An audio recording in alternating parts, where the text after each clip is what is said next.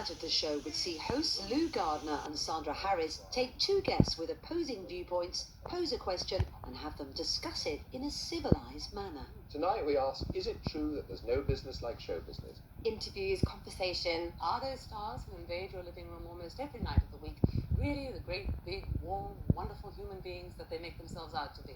Civilised debate about the arts. Who are you going to have as your guests? Well, one who's had a tough time of it and most certainly had to run her own race is singer Dorothy Squires. Dorothy Squires was a really big name. In the early 50s. From my motherland, a Welsh singer. She had audiences who absolutely adored her. You know, you really are the person, I suppose, who really epitomises show business for me. Darling. She married the great Roger Moore. Our next guest has also run her career with scant regard for the tender susceptibilities of the image makers, Adrienne Corri. An actress of note. She'd been in A Clockwork Orange. And she can gush like an oil well. Adrienne Corri, who turns out to be her opponent, comes from a completely different place. So she was a proper, thesp. I quite frankly think the idea of, no business like show business and all that is rather sickening. Nobody talks like that. I don't think any actor or any artist really actually loves the audience. I think they have a feeling of power about the audience. Back in the day, TV was terribly civilised, especially arts and cultural programmes. You've got a singer, you've got an actress. It was diva on diva. Come on, you. let's One at a time, face girls. it. Seconds up, round one. Let's face it, what people are in this business for is a power complex. We're all nuts anyhow. I'm not. These are two huge egos. In any other reasonable walk of life, to dress up, paint your face, and pretend to be somebody else, you'd be locked up, love. She just wanted to obviously have a go at Dorothy Squires, who wouldn't have it and would fight back. When I do the Palladium, I have to rehearse 8 weeks, 28 songs I did there. Don't you dare say no. The show probably just wanted a very genteel sort of commentary on different forms of performance. You were saying that you enjoy the power over the audience. Next time you may not have that power, but next time they may not be applauded. I will have my power until I die. There you are, you see? Thank you, Dorothy. Dorothy Squires is convinced it's a kind of religion and that she's a kind of goddess. Rubbish, it's an oversized ego. It is not an oversized ego. I will not say that.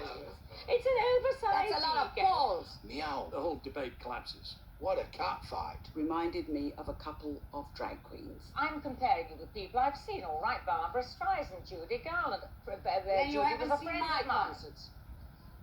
Do you know I haven't? I thought you were lost. I've never seen you once in my life, which I'm very sad about. They were so up themselves. You think you're better than me, but I know that I am better than you. And I'm sure you're Then marvelous. you must. Yeah, I am marvellous. As my mother would have said, if she was made of chocolate, she would eat herself, because she was always talking about how good she was and my fans and how much I'm appreciated. And of course, Adrienne on the other side was having none of that. And they are going for each other. If I've got an audience listening, and especially if you do a tragedy or something like that and they're crying, you think, whoopee, oh, look at that one, how silly. Oh, how dare you say that? I can't help it, I'm being honest. I'm sorry about be in that. show business. Ghastly, ghastly guess. No, it's not real. Except it is. Yeah, you shouldn't be in show business. Why not? Because you shouldn't be in show business. You And mean you're I phony. That's my point. No, it's my point. No, you've never had a point. Really happened. No, it's not a phony business. It's not a phony business. It's only phony by the guys that run it. Have you ever had a point? You'll say, I've had so many points. You wouldn't know. No, never had a point. Oh, don't you? That, leave me. Where's Emily? Dear. You play a scene. A director directs you, right? I play a scene. He tries. A tongue on her that could lash you into next week. Well, then, this is why you are what you are. Are you always this bitchy, or is this just a special moment? May I pay the same compliment to you? Absolutely. Being an entertainer made her a kind of special person, made her a kind of goddess. Whereas for Adrienne Corri, it was a kind of job. And this really upset Dorothy Squires because it completely undermined everything that Dorothy Squires believed in. You're behaving as if it's some goddamn dedication. You're in it for the horses and the money. I'm in it for the money too. I am Yes, I am. At any moment, you thought one of them was going to race over and rip the other one's wig off. Wouldn't you give your right arm and you wouldn't be half a cynical agent, Corri, if you had a part that you were nominated for the Academy Award? It was just extraordinary. Talk about oil and water. I do have a supporting Oscar. It was like putting your glass up against the wall when your neighbours are rowing. Didn't From a it film, mean anything not to you? a thing, and you can peel off that gold with your fingernail if you try. There's no sense anymore that we're in an art programme. We could be in a boxing match. Then I'm That's very show sorry business, for you. dear. It was a bitch fest.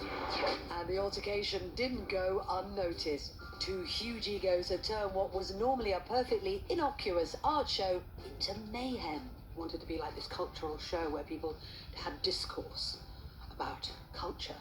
And actually, it was just two women slagging each other off. Probably one of the best cat fights ever seen on television, I'd have thought. How dare you say that? I can't help it, I'm being honest. I'm sorry You should about never be in that. show business. Still to come, Philip